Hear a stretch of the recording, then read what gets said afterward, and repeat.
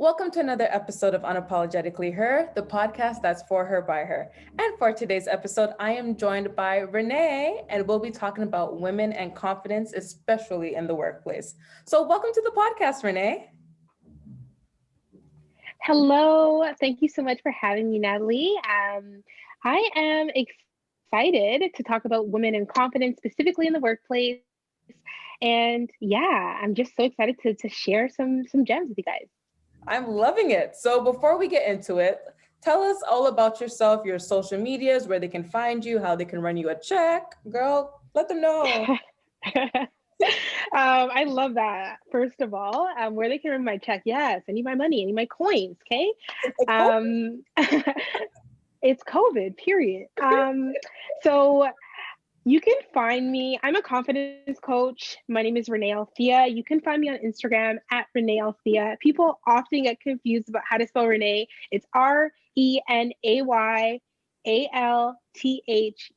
So Renay Althea, kind of how it sounds. You can find me on socials, on Instagram. I primarily focus on I'm mostly on Instagram. I'm a confidence coach, as I mentioned before. I also work in the IT space as a project manager. So I'm a professional planner in the IT space as well.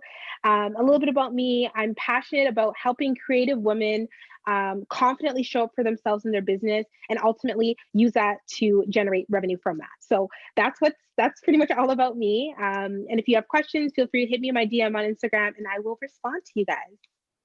Yes, you guys see, like, just very open and bubbly. I love it. So make sure you guys hit her up at Renay Althea. I'm so here for it. So before we jump Yes. into the questions, tell us, like, how have you been handling, the whole COVID situation? Like, how's that been for you? Honestly, the first lockdown, like almost a year ago now, was really hard on my mental health. I was really nervous about going outside. Honestly, I stopped watching the news at one point because I think it was a combination of the Black Lives Matter movement and COVID all at once. And it was just like really dark and negative on socials. It was dark and negative online. So I found myself to like really take a pause. Like I stopped some of my posts. I wasn't looking at the news at all. The actual figure, this is actually something interesting. The actual figure of Corona, like I don't know if you know that 3D image, it was actually giving me, I would like literally have goosebumps. It was just crazy how it affected me. Yeah. So as soon as we were allowed to like go outside and like go for walks, I started biking again. Me and my partner were in downtown Toronto. We were using Bike Share, which is like a free service that you can, well, it's not a free service, it's a cheap service at intervals. It kind of allows you to bike. So I biked a lot. I went for runs, I went for walks, and I honestly appreciated exercise so much. And it really got me my mental health back in check. And I was finally able to go back into the dance studios. I dance as well. I do heel dancing, I do tap jazz. I've been dancing since I was 4 years old. So health. And I realized how sometimes you take things for granted, but you really shouldn't because they're so essential to your mental health. And I'm a huge mental health advocate. I live and breathe it. So it was really interesting and I was really introspective to see how the whole pandemic impacted me. So fast forward, after that whole period, summer kind of opened up. Things kind of were like light. You can like, meet with 10 people. I had a little event for my birthday. That was really good. I was happy. Normal. And then there was a sense of normalcy, honestly. Like you could see people and it was kind of normal. And then when things went back into red, before like the full lockdown again in Toronto, I actually had the opportunity to work. I've been working fully remotely for IT and project management, and I had the opportunity to work from home anywhere. So I actually went to Nigeria before it went really red here. I had the opportunity in early November, to travel to Nigeria with my partner, which was an experience of a lifetime. Right, I was there for 2 months. Oof. Never had been to Africa. First of all, never mind, being there during the time when, things here were kind of like getting really dangerous. And I think overall, I can just say that like some people are really privileged, and I definitely understand my privilege during this time. And yeah, it just was honestly, I've been up and I've been down. But what I have to say is that the importance of mental health is so, so important. Like, Absolutely. and whatever you need to do to like keep your mind, like whatever it is, like if that's writing, if that's dancing, like even if you're in your house right now, do it. Like dance in your house, dance in your room. If you can go for a walk, go for a walk, because I found that those things were just, it was life changing for me. And even being in Nigeria, they still had like the masks and all that stuff. But just walking outside, like, and feeling sun, like sun actually has an impact on me. Like I'm a summer baby. I Yeah. love the sun. So I mean, honestly, I feel like I feel my privilege. I feel great, but is so much gratefulness, and I just want to use my talents to kind of give back and hopefully help other women feel the same way that I feel now. I love that. And I love how real that is, where you, like you said, you're able to kind of feel your privilege, but you also feel the things that you kind of missed out on, and it also took a toll on you. So it kind of shows that no matter who you are, what your situation Yep. is, Corona took, like just had an effect on everybody. It didn't matter if you were rich, if you were poor, if you were Absolutely. privileged or not privileged, like it took its toll. So you kind of, I feel like everyone needs Yep. to be a bit more sensitive, no matter who you're speaking to or who you look at. This person could look like they have it all on social media, but you don't know what's going on behind closed doors, especially during this time. So thank you for sharing that. I think that's very No important. problem. Now, also aside from COVID, how are you just in general? Like, how are you doing today? Ooh, I'm doing great. This is actually like perfect timing. I'm actually going to be announcing my launch on my social media later today. So my program is A Pinch of Confidence. So that's my confidence program, and I'm in the midst of a launch. Honestly, I've been like this past year, I've been busy. I feel like I've been on extra overdrive the last couple of weeks, but I'm Yeah. finally getting that excitement out. So I have my master class that is going to be taking place on February 10th. My first announcement goes out today. So make sure that you check it out if you're listening to this. If you need a pinch of confidence, or if you just want a pinch of confidence, who doesn't want a pinch more confidence? So it's Right. check period. Check me out on my Instagram again, Renay Althea, RenayAlthea. I'm going to be doing a launch announcement. So I just feel like this is just coming at the right time, kicking off February with the energy that it needs to have, to be honest. I love that. Make sure, like you guys said, go check it out. Go check out her socials. These are the kind of things that we especially need as women. And as we go further along into this episode, you're going to figure out why. So that Yeah. actually leads into my first question for you. Why is it important to discuss women and confidence in the workplace?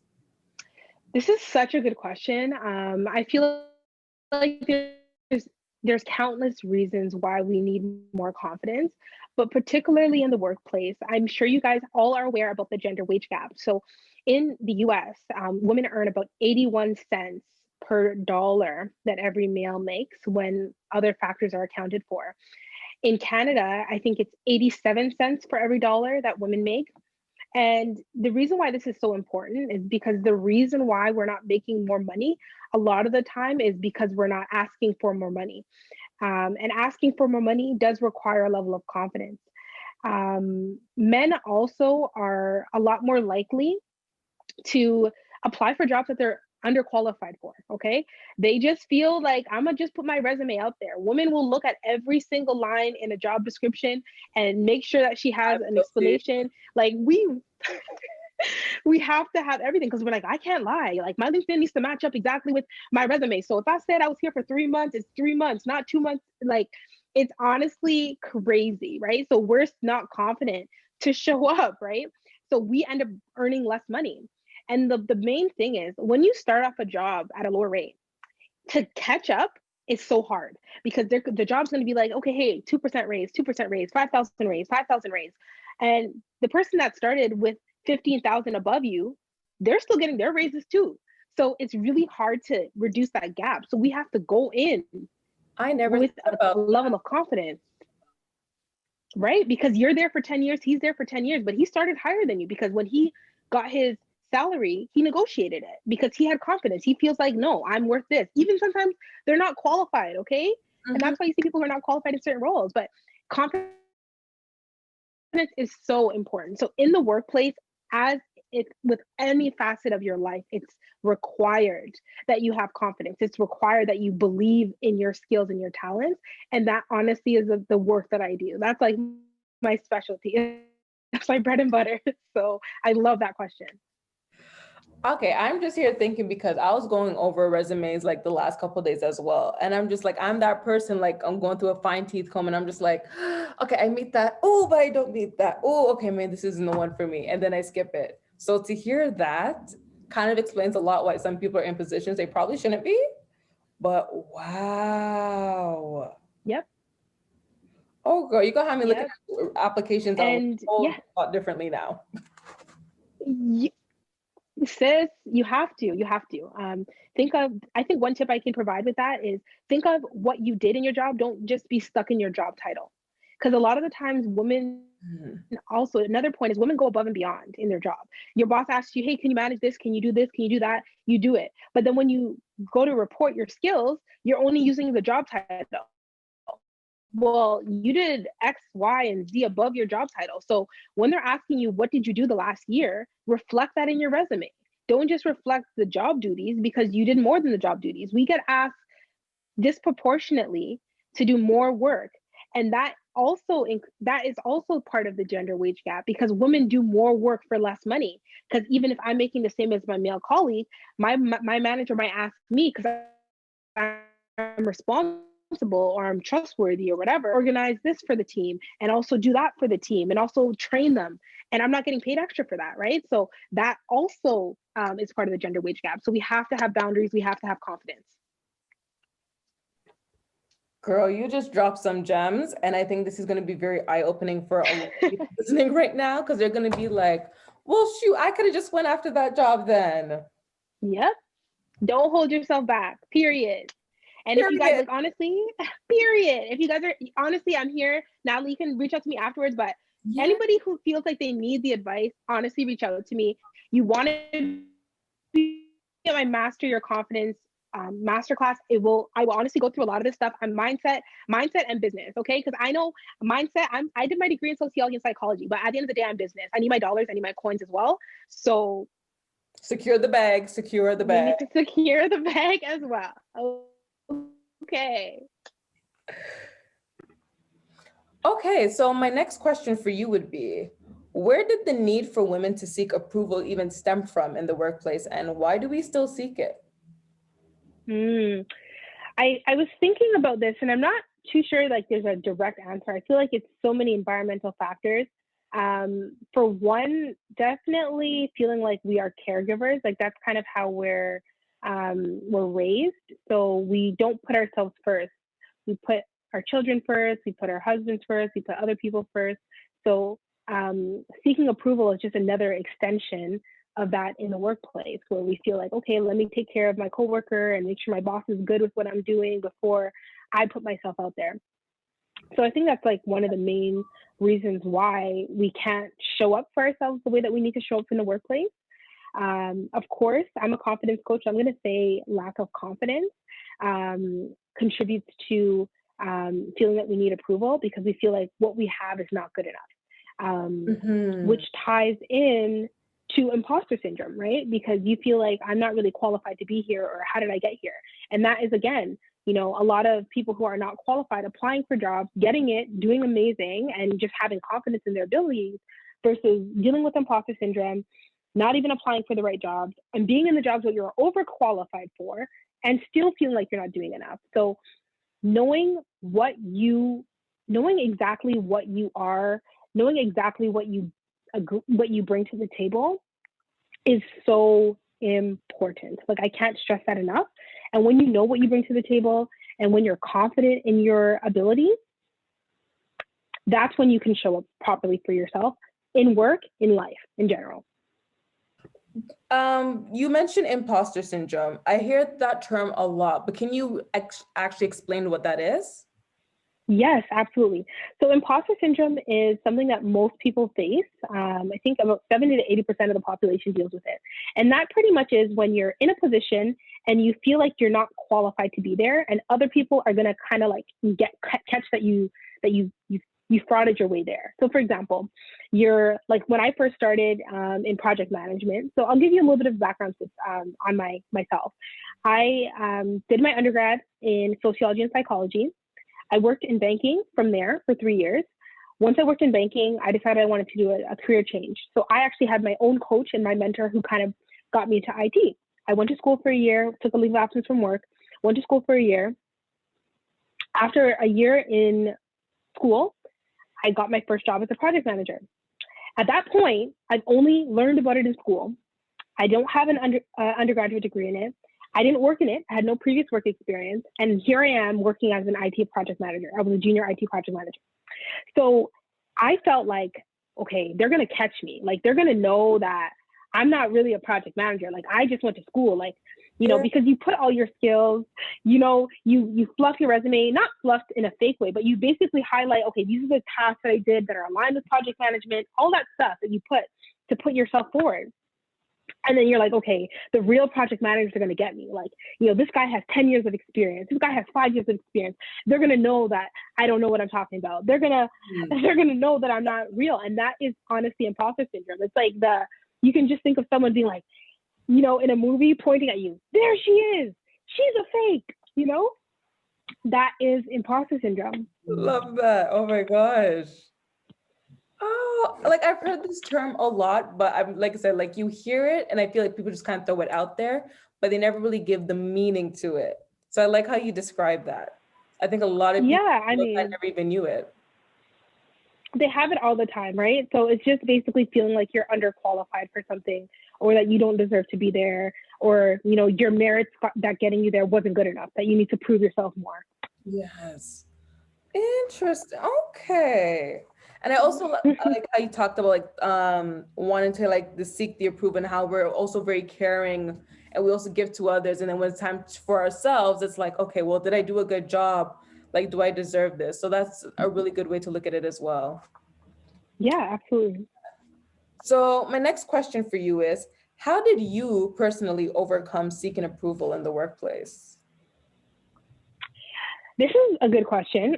For myself, I feel like I use competence. So the more competent you are in something, like the more knowledgeable you are, naturally, the more confident you become. So I went to school, I learned, I studied. And then with project management, I also got my PMP exam, right?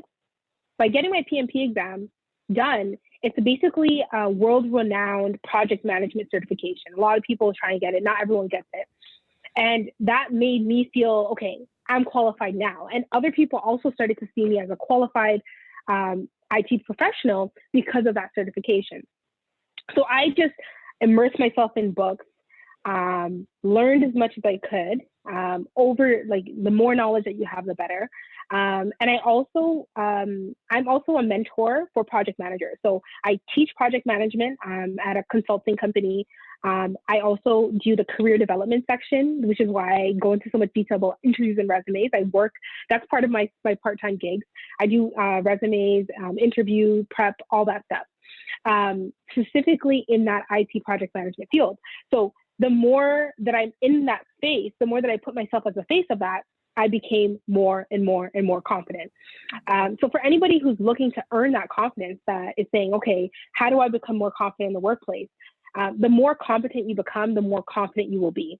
So if you feel like there's a gap in terms of you not understanding something, ask somebody around you to provide you some information. People are usually more than happy to share information with you. If you feel like, okay, like I don't fully understand this, even now, if someone says something to me and I don't understand, I ask right away, like, yes. Hey, so we're going to just do this integration between this system and that system. I'm going to ask, like, so is that a one-way integration or is it a two-way integration? What specific information is being passed over? I ask, and sometimes you feel nervous to ask because you feel like that means that I don't already know. But sometimes that person that's even saying that doesn't know, right? So don't be afraid to ask questions. Yeah. Ask questions so that you can clarify things. And if you feel like you need more knowledge in a particular area, do your due diligence and learn about those things. Yes. Make the actions match up with the words kind of thing. Exactly. Put in the work. So a side question, because you talk about like in terms like resume and like you also kind of help people in the confidence. Now, are you just strictly like online and like to Toronto people, or can people like from the States and anywhere reach out to you when it comes to these things? You can reach out to me anywhere. I'm more than happy to help. If you have questions or concerns about resume, that is something that I do that's not necessarily under a Pinch of Confidence brand at this time, but it is something I can do. So I'm more than willing. If anybody that feels like they need help specifically in that realm, feel free to reach out to me, and I can absolutely provide some guidance and let you know if you need to work with me on that as well. See, I'm giving you guys the hookup. She just said, if you need help, you do project management, IT, reach out to her. Reach out to me. I'll help you. There. Now, my next question for you is, how do you ask for the pay that you feel like you deserve? Because we talked about that earlier, where we already start off with a lower pay grade. And we feel like, okay, we should ask, but then, it's not the right time. Oh, well, you still need to do this, or that has to happen. Or you just feel like yourself, okay, you know what? I'm good with what I have. I'm gonna just leave it there. If it happens, it happens. If it doesn't, it doesn't. But when you feel like you deserve that pay, what would you tell them? This is how you go after it. Still being respectful, keeping it classy, but like, I want my money. You need your coin. Okay, so I have a few, this is a great question. I feel like it's like a loaded question because I have so much to say about this. But I'll give you an example. At one point, one of my previous jobs, I was actually laid off for 2 months, okay? Because they laid off a bunch of staff, and I was in the process of applying for a new job. I went into the new job, I told them my skills, qualifications, and they provided me a rate, and I rebutted the rate, okay? And I ended up in a position that I was earning over $10,000 more than I was in the previous role. Oh. And I was not employed in the time that I was doing that. And I actually told them that during the time I just left the last company. Like, I didn't even pretend I was still working or anything like that. And it's literally knowing your value. So here are a few tips. I have like 3 or 4 tips about how to ask for the right salary. First of all, yeah, let's go. So the first thing is, when you're on the initial call with the recruiter, you have the ability, like, you have more leverage in that initial conversation when they're just getting to know you. Ask the recruiter, what is the range for this role? Okay. You don't want them to just give you one single price. Ask them to provide you with a range. That way, you know if this range is within reach for you, if it makes sense for you, or if this range is below what your overall target is. And then you can also ask them, is there any flexibility with that? Because the HR are going to be the ones who honestly end up writing your contract. But whatever you say in that initial conversation, they actually write it down. So if you start telling them 40,000, they just cap you there, right? They say she's going to be okay with 40,000. Then they're going to send you an offer with 40,000. You have to now climb your way back up. So ask them the question. What is your range? Do you have flexibility within your range? Ask the question before they can ask you the question. Nice. The second thing, so you're now in the interview and they're asking you for what your salary is, right? You've already kind of gotten a range from them. It's within your range. You're comfortable with what the company does. And they ask you, so what's your salary expectation? You always want to push back on this question as much as possible. First of all, you do not know what the full package includes. You don't know what the benefits look like. You don't know what your vacation looks like. They're giving you very high level information. So what I like to say is, I really appreciate that, you're looking to be within my range, but I can't provide you with a particular salary right now until I have all of the details in front of me. So if they still push, you can provide them a range. Never provide a single number. Always provide a range. And you want to provide yourself a range so that you can rebuttal afterwards. Even if they give you something within the range, it gives you an opportunity to come back to them and be like, okay, so after reviewing it, I noticed that I only have 2 weeks of vacation. And because I had 3 weeks of vacation on my last job, I'd like to X. I'd like to rebuttal the salary to reflect that. Or I need an extra week of vacation if the salary, like, you want to give yourself the ability to come back to them. So ask them for their range And then when they're asking you for a particular range, make sure that you also have a range as well. Don't give them one number, because if you give them one number, I guarantee that's the number on the offer. And then when you're going back afterwards, so they've given you the offer, it's within your range, and you're now looking, okay, let me rebuttal this salary. This one is a little bit more difficult. My advice is honestly to ask for more. If they say no, that's the worst that they can say. Like, at this time, this is not within our budget. But sometimes they'll say, no, we can't give you extra salary, but we can give you one extra vacation day, right? Or we can't give you a vacation day, but we can give you we can't give you $5,000 more in your salary. We can give you $1,000 more or $2,000 more, right? And then that way it's more of a negotiation. So think of it more of a conversation rather than you're begging the company to work with you or to choose you, right? It's not pick me syndrome. It's overall you guys discussing to see if it's going to be a good fit.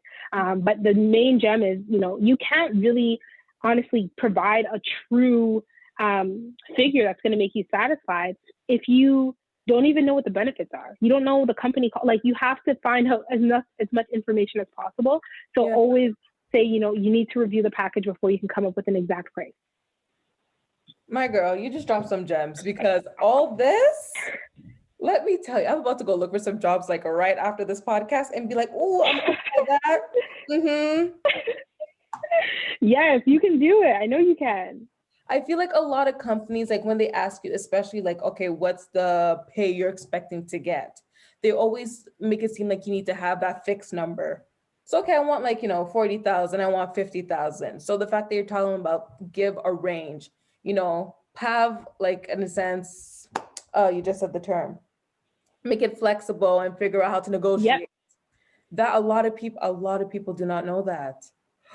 Yes, it's so important, and that's the first thing, to be honest.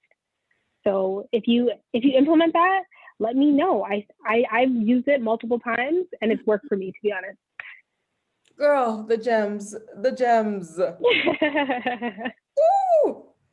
Now, oh my gosh. Okay. See, I'm excited right now. I'm about to look at it in a whole new way. But now I want to know, how did you find your confidence prior to school, prior to the workplace? Like, what was that moment where you're just like, and this is me? This is really an important thing that I'm passionate about. So I focus, my program of Hinder Confidence focuses on the creative woman. And I say creative woman because dance has been a part of me in my life since I was 4 years old.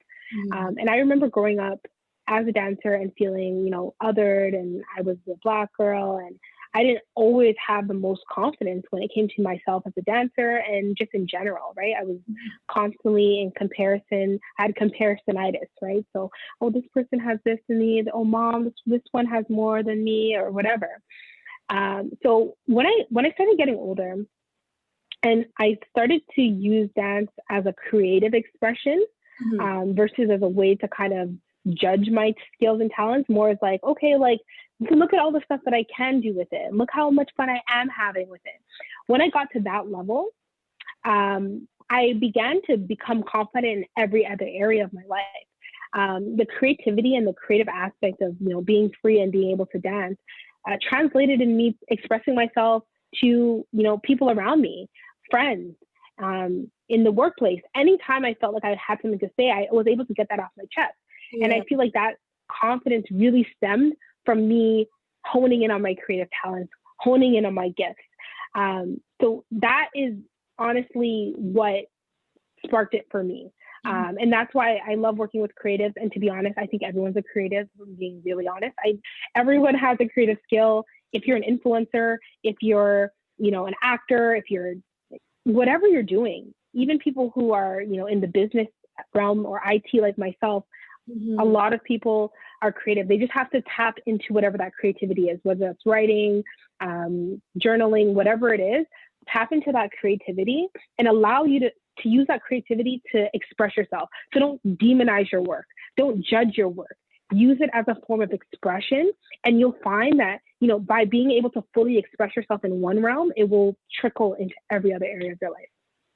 Ooh, again, all I could say are just gems. Gems. Yes.